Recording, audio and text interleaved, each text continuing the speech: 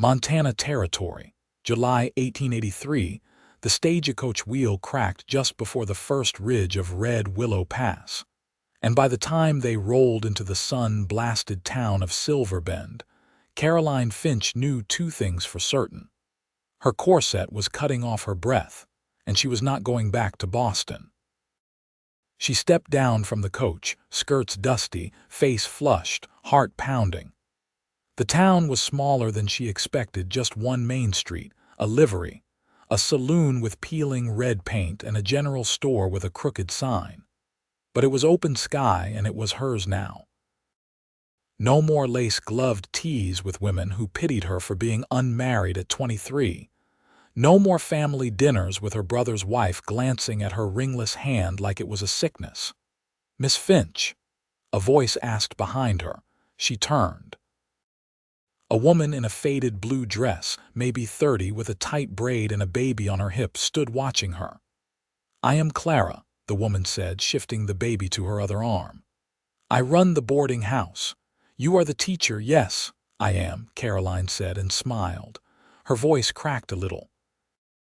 She was more tired than she realized.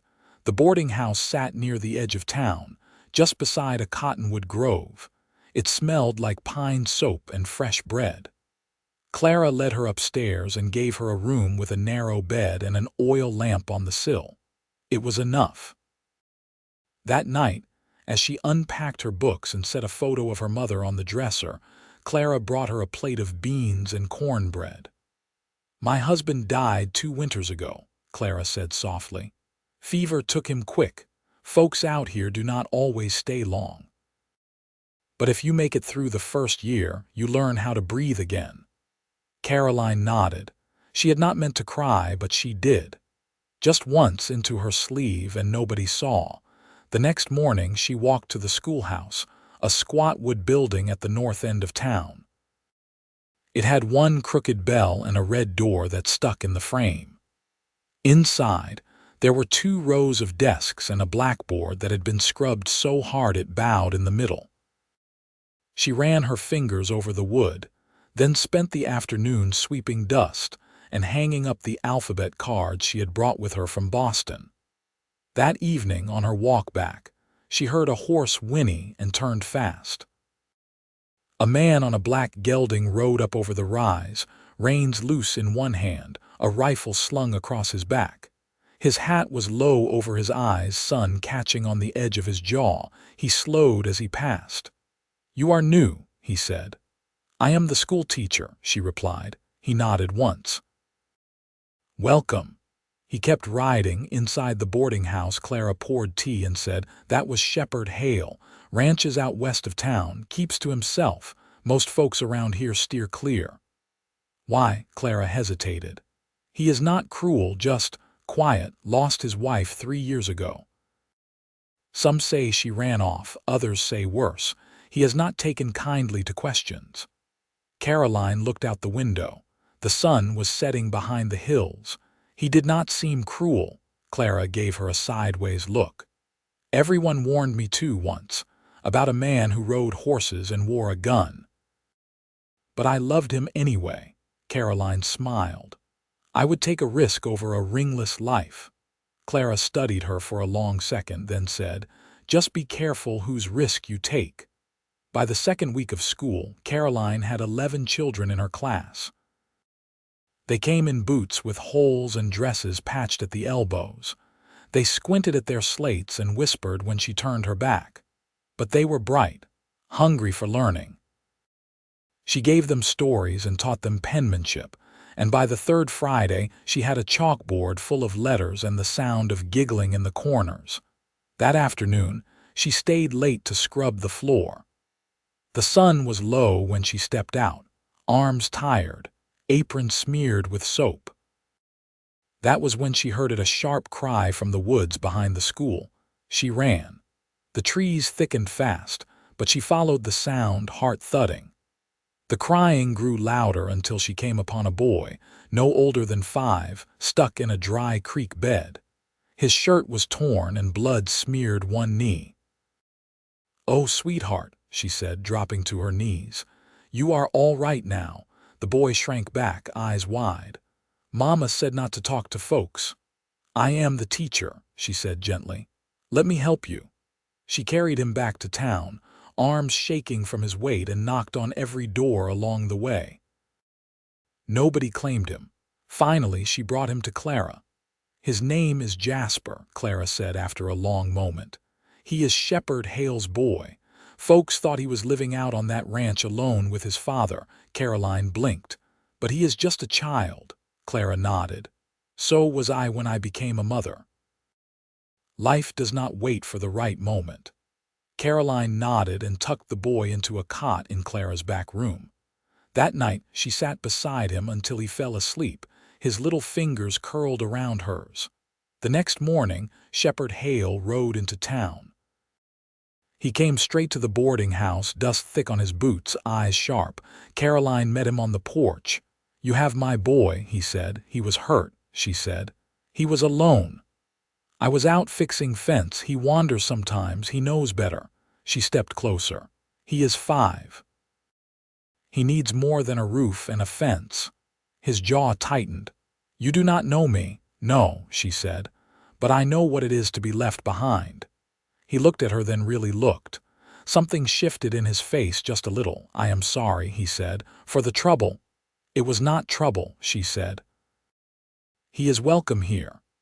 He looked past her toward the window where Jasper sat holding Clara's baby's rattle. His mouth softened. "I will come for him at dusk." He did. But when he reached for the boy, Jasper clung to Caroline's skirt. "No," he whispered. "Stay." Shepherd froze. Caroline knelt. "Would it be all right if I visited?" "Just until he feels safe again." Shepherd looked at her, something unreadable in his eyes. Then he nodded. "If you want to," she did. That was how it began. She rode out to the Hale ranch every Sunday. The house was small but clean. Shepherd taught Jasper to ride. Caroline brought books. Sometimes she stayed for dinner, coffee boiled over a fire stove, cornbread warm from the pan. Shepherd never said much, but he watched her, and when she laughed, sometimes he smiled. One evening, after Jasper fell asleep on a quilt near the fire, he said, "Folks warned you about me, did they not?" She nodded. "They did. You believe them." "I believe I have eyes," she said, "and I believe I can see a good man when I meet one." He looked down, hands clasped. "I do not always know what I am doing." "Neither do I," she said, "but we are doing it." He looked up. Their eyes met. Outside, the wind shifted through the cottonwoods, and Caroline knew this was not danger. This was the start of something worth risking everything for. By late August, the wind in Silver Bend turned dry and restless, carrying dust through the cottonwoods and stirring up the scent of cracked earth and distant pine. Caroline had begun wearing her hair up with fewer pins, letting the heat loosen the strands at her neck. On Sundays, she rode out to the Hale ranch before the sun crested the tallest ridge, always bringing something: an old puzzle box, a spool of thread for mending, once a jar of blackberry preserves Clara had bartered for at the store. Jasper had taken to her in a quiet way, following her around the yard with his hands tucked in his pockets, asking questions he never seemed to ask his father. Shepherd worked the land from dawn until nightfall, but when Caroline came, he always paused. He'd sit on the porch rail, boots dusty and collar open, one hand resting on his knee as he listened to her read aloud from the books she brought. One afternoon, when the light was long and golden over the pasture, Shepherd handed her a wooden box. The lid was carved with a hunting scene: elk and pine trees, a river curling through the middle. It was worn smooth at the corners, as if someone had held it often. "I found this in the loft after the snow broke the roof 2 springs back," he said. "Belonged to my grandfather. Thought maybe you'd keep it for your papers." Caroline ran her fingers over the carving. "It's beautiful." "I figured you'd keep it better than I would." She lifted the lid. Inside, the box smelled of old cedar and saddle oil. "Thank you. I'll take good care of it." He nodded once, then stepped off the porch to check the water trough. She sat with Jasper under the birch tree behind the house and helped him fit together wooden shapes he called his thinking blocks. He balanced them on a flat stone, tongue between his teeth, and when he managed a tower taller than his elbow, he looked up at her with pride. "You think Pa likes when you visit?" Caroline brushed a leaf from his hair. "I think he does. Do you?" He nodded solemnly. "You make him talk more." The next Sunday, Shepherd was waiting with a bridled mare tied to a post out front. She was the color of wheat, with a white blaze down her nose and a calmness in her stance that made Caroline's fingers itch to touch her. "She's called Fern," Shepherd said. "Been gentle since she was foaled. I thought maybe you'd want to ride her instead of walking up from town."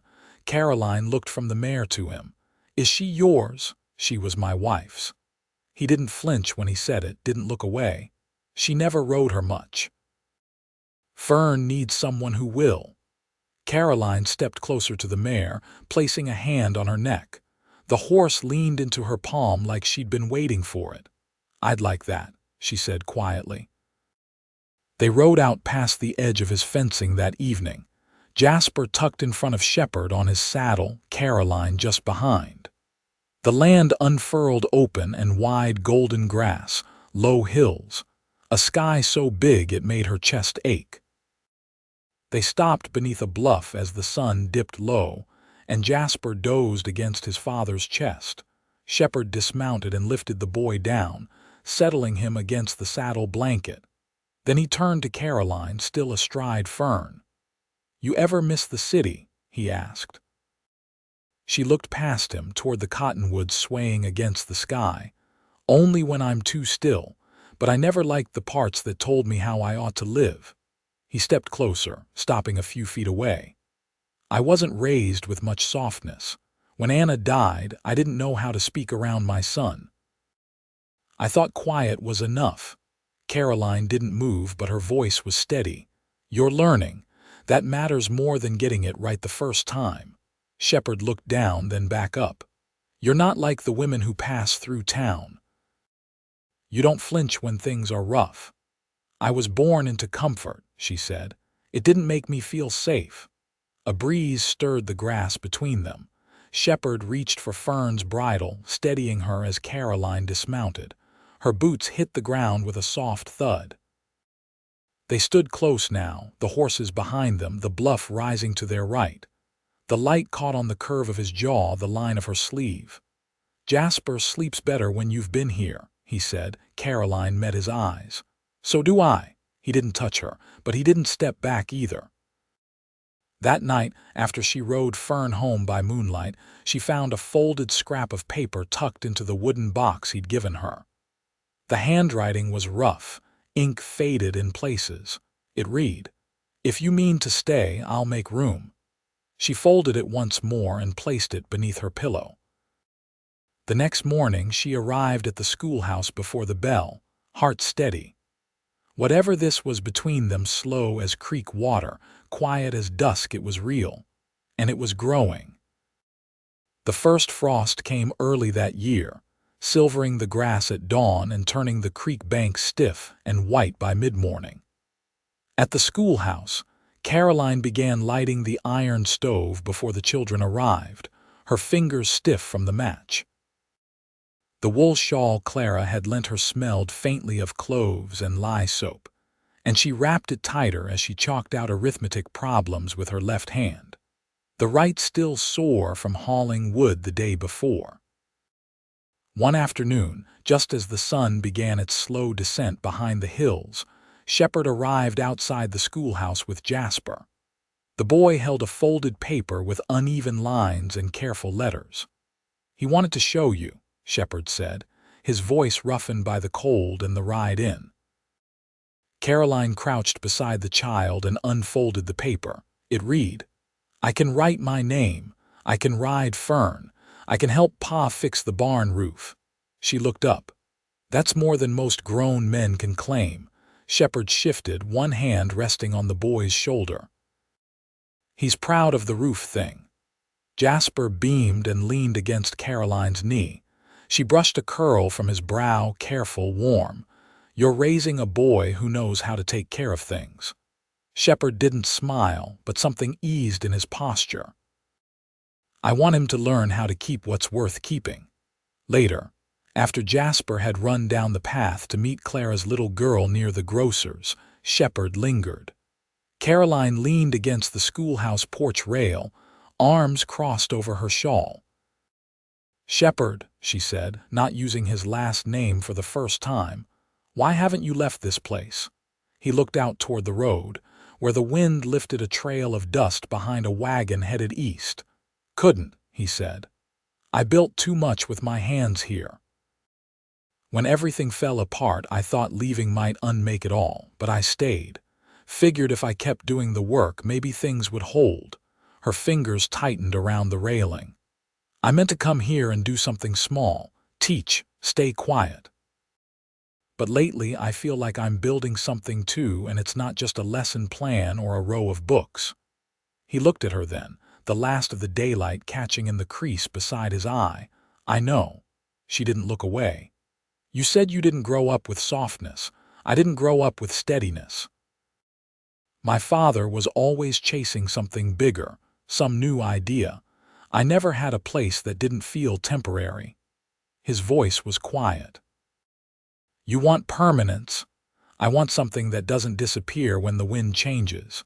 He reached into his coat pocket and pulled out a small bundle wrapped in oilcloth. "I brought this for you."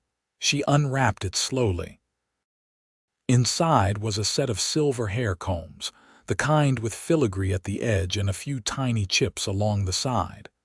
"They belonged to my mother," he said. "She wore him every Sunday until the day she passed. I kept them in the drawer by my bed, but they deserve light." Caroline swallowed. "Are you sure?" He nodded once. "I've never been more sure of anything." She lifted one comb, the metal cool against her palm. "Then I'll wear them tomorrow." That evening she sat in her room at the boarding house, the combs laid out beside her brush, and braided her hair tighter than usual. Her hands didn't shake, but her chest felt tight. Clara tapped at the door and stepped in without waiting. "He gave them to you." Caroline looked up, startled. "My mother had a pair just like those," Clara said softly. "He's not the same man he was a year ago." "I don't think I am either," Caroline whispered. Clara crossed the room and wrapped her arms around her. "Then you're ready." The next day, Caroline wore the combs to school. She didn't draw attention to them, didn't touch them once through lessons, even when little Sarah Mathers asked why her hair looked so fancy pretty. But when the children left and she stepped outside into the wind, she saw Shepard waiting at the bend in the road, Fern tethered nearby. They didn't speak right away. He held out a gloved hand and she took it without question. They walked together behind the schoolhouse, down to the edge of the creek, where the cottonwoods still held on to their last gold leaves. "I want to ask you something," he said. She waited. "I'd like you to come live at the ranch, not just visit, not just Sundays. I can build a room off the kitchen, give you space for your books. Let the boy wake up to someone who sings in the morning." Her throat caught. "I know I'm not polished," he went on, "and I don't have a way with words. But I see you, Caroline, and I think you see me." She stepped forward. "I do." His voice dropped. "Will you stay?" She didn't cry. She didn't hesitate. "Yes," he exhaled, long and quiet, and leaned down, pressing his forehead to hers. The wind passed through the cottonwoods, and the world narrowed to the space between them, steady and warm. In that moment, she knew she had found something solid. Not loud, not easy, but real, and she would never leave it behind. The first snow drifted down in mid-November, soft as breath, clinging to fence posts and the tops of bare shrubs that lined the road out to the Hale Ranch. Caroline had moved in during the last warm week of October, bringing her books, her sewing basket, and the small quilt her mother had pieced together decades ago in a house that no longer stood. Shepard had added shelves to the wall behind the stove and cleared a space beside the hearth for her writing desk. There were no declarations, no ceremony, just the quiet act of making room. That morning, Shepard came in from the barn with his sleeves rolled and his hair damp from melted snow. Jasper sat cross-legged on the floor, carving notches into a pine slat with a small whittling knife Shepard had dulled for safety. Caroline poured coffee and set a wedge of rye bread beside it. "She's calving early," Shepard said, pulling off his gloves. "Black-eyed heifer from the north pasture. I'll be out there most of the day." Caroline nodded and handed him a strip of linen. "You'll want to bind your left thumb. You're bleeding." He looked down, surprised by the cut. "Fence wire, I think." She tied the cloth snug around his hand. He didn't flinch. "I could come with you," she said. "Jasper and I can watch from the fence line." Shepard hesitated. "You sure?" "I didn't come here to stay warm by the fire." He studied her, thumb wrapped now, his jaw unshaven. "All right." They rode out together, Jasper tucked in front of her on Fern, wrapped in a scarf Clara had knitted last winter. The wind cut low across the fields, and the snow had crusted over the soil in patches, not deep enough to slow the horses, just enough to mute the sound of hooves. The heifer was down near the creek bed, sides heaving, eyes wide. Shepard moved slowly, his voice low and steady. Caroline stayed back with Jasper, arms around him as they crouched behind a cedar shrub. The boy leaned into her, his breath rising in little clouds. "She's scared," he whispered. "Shepard's there," she said. "He knows how to help." And he did. His hands were sure, his voice never raised even when the calf's front legs caught. He worked without panic, only calm determination, until the calf slipped free into the snow, steaming and shaking. Jasper bolted toward them, ignoring Caroline's call. But when Shepard turned, he didn't scold. He scooped the boy up and let him see the calf's wet muzzle where it nuzzled its mother's side. Caroline came up behind them, breathless from the run. Shepard met her eyes. "She'll make it," he said. "I never doubted you." He looked down at the calf, then back at her. "This kind of life, there's nothing simple about it." "I know," she said. "But there's nothing false in it either." That night, after Jasper fell asleep on a blanket beside the fire with a wooden horse tucked under his arm, Shepard sat at the table, cradling a chipped mug in his wrapped hand. Caroline brought over the tin of salve she'd made from pine resin and lard, setting it down beside him. "You always find a way to fix what's torn," he said. "I've had practice." He looked at her, something unreadable passing through his face. "I thought I'd ruined myself," he said. "After Anna left, I stopped expecting anything better than silence." Caroline sat beside him. "Your silence never frightened me. It told me you were still listening." He reached for her hand, calloused fingers brushing her palm.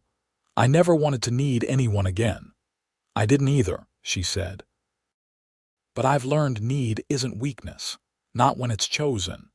He turned her hand over, tracing the line where ink had stained the edge of her ring finger. "You told me once you'd take a risk over a ringless life." "I did." He reached into his coat pocket and drew out a narrow velvet pouch. She stilled. He opened it slowly, revealing a band of silver, plain but well-fashioned, the edges smoothed from wear. "It was my mother's," he said. "She wore it until the day she died. I never thought I'd give it to anyone.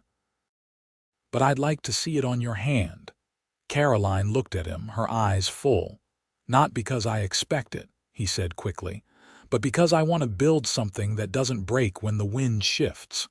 She took the ring from his palm and slid it onto her finger. It fit. "I didn't come here for this," she said softly, "but it's the truest thing I've ever found." He pulled her gently to his chest, her face resting against the wool of his shirt. The fire crackled. Snow tapped against the window panes. Outside, the land stretched wide and waiting.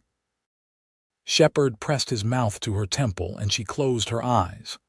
"I'm not going anywhere," she whispered. And he believed her. The snow held through December, clean and sharp beneath a sky that stayed pale for hours before letting in the dusk.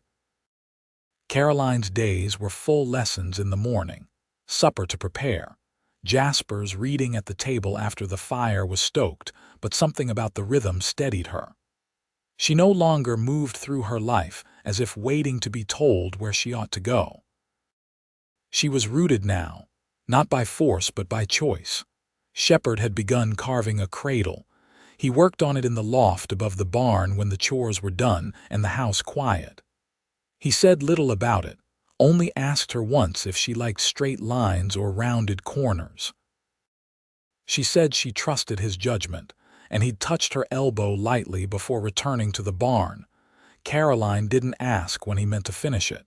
She didn't need to. They talked openly now, but some things didn't need words. And every evening when she brushed her hair by the stove, the silver combs catching the firelight, there was no doubt in either of their minds about what they were building one morning. Shepherd returned from town with 2 bags of barley and a square parcel wrapped in oilskin. He set it on the table beside her teacup. "I saw it in the mercantile window," he said. "Thought you'd want it before the year turned." Caroline wiped her hands on her apron and opened the bundle. Inside lay a printed almanac, stitched in coarse linen with the year inked in dark brown on the cover. The pages were stiff with cold, but inside were planting tables, celestial charts, even a household remedy section. She traced one of the star maps, mouth softening. "You remembered I used to chart constellations with my father." "I remember everything you've told me," he said. Jasper, seated near the hearth with a slate across his knees, looked up and said, "Pa doesn't forget things. He just saves them." Caroline looked at Shepherd, and he gave a small nod as if to say he hadn't meant it to be a grand gesture, but her eyes stung, all the same. Later that week, Clara arrived with her daughter in tow and a tin of dried apples under one arm. "Your boy's been borrowing buttons from my sewing jar," she said, settling into a chair uninvited. "Says he's building something for the wedding." Caroline poured her a cup of chicory. "He's been whispering with Shepherd in the barn at night." "I expect I'm not to know until it's done." Clara smiled into her cup. "That man's changed, not in ways that make him softer, but in ways that make him open." "I didn't want to change him," Caroline said. "Just give him room to grow." "He's done the same for you," Caroline nodded. "I didn't expect to be loved like this. Not out here. Not by someone who speaks more with his hands than his mouth." Clara set down her cup. "You've both earned it." The wedding was held the first Sunday of the new year in the cottonwood grove beside the creek. The trees stood bare, their branches reaching like quiet witnesses. Clara stitched Caroline's dress a deep blue wool with pearl buttons down the back and lent her a single hair ribbon for the day. Jasper walked ahead of her with an armful of pine boughs, dropping them one by one until he reached the place where Shepherd waited, steadier than stone. There was no preacher.